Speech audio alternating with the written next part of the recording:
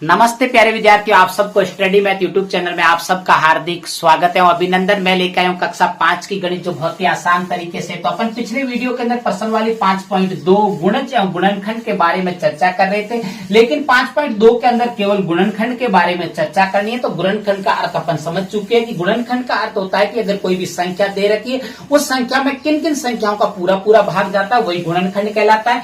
चलिए आइए, आज अपन तीसरा प्रश्न कंप्लीट कर दिया था और चौथा प्रश्न को पढ़ेंगे कि अच्छे से कि प्रश्न के अंदर क्या दिया हुआ है, क्या अपन को ज्ञात करना है। तो चलिए आइए प्रश्न की शुरुआत करते हैं कि वह सबसे बड़ी संख्या ज्ञात करो जिसका 45 व 75 दोनों में पूरा पूरा भाग जाता हो। मतलब कि आपको वह सबसे बड़ी से बड़ी संख्या ज्ञात करनी है, तो उस संख्या का 45 में भी पूरा पूरा भाग जाए और 75 में भी पूरा पूरा होने पर अपन को क्या करना है। तो अपन को हल की जब भी शुरुआत करते हैं, क्योंकि कक्षा 5 बोर्ड है और बोर्ड के अंदर ऐसा प्रश्न कई बार पूछा गया, तो अपन को अच्छे से समझ के जाना है। तो जब भी ऐसा प्रश्न आता है तो आपको हमेशा सबसे पहले क्या करने हैं, जिन संख्याएं दे रखी है उन संख्याओं के गुणनखंड लिखने हैं। तो अपन क्या करेंगे, 45 व 75 के गुणनखंड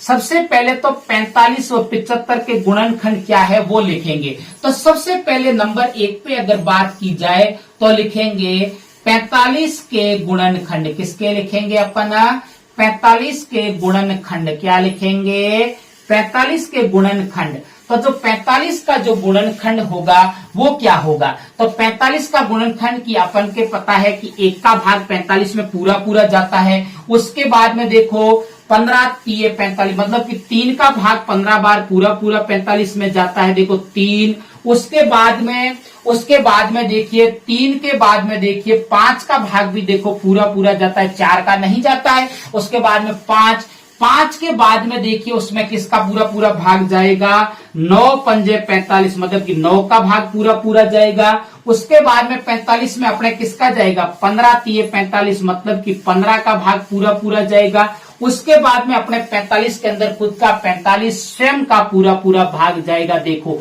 ये हो गए अपने किसके, 45 के गुणनखंड की, 1, 3, 5, 9, 15 और 45।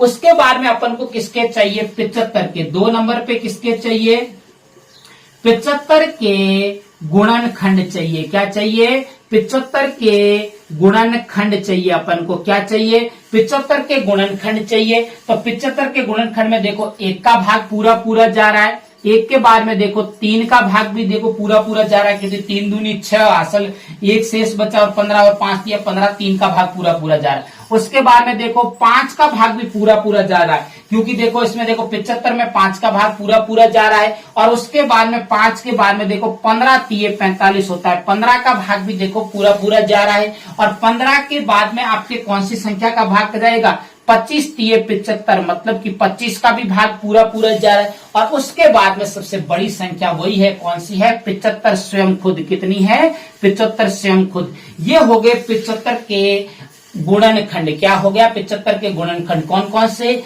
1, 3, 5, 15, 25 और 75। अब अपन को सबसे पहले तो इसमें देखना है कि सबसे बड़ा समान गुणनखंड कौन सा है। तो सबसे पहले तो ये देखना है कि सबसे बड़ा समान गुणनखंड किसके अंदर, 45 व 75 में सबसे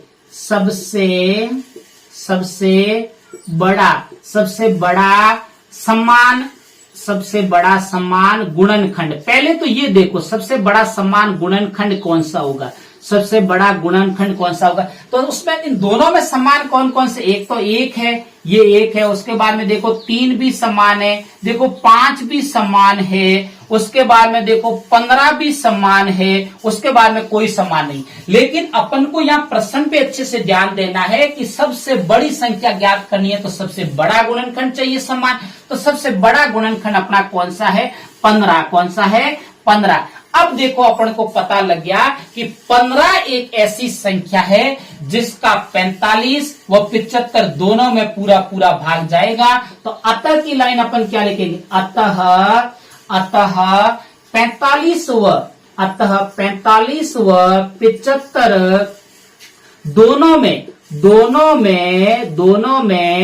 15 का भाग पूरा पूरा जाएगा, 15 का भाग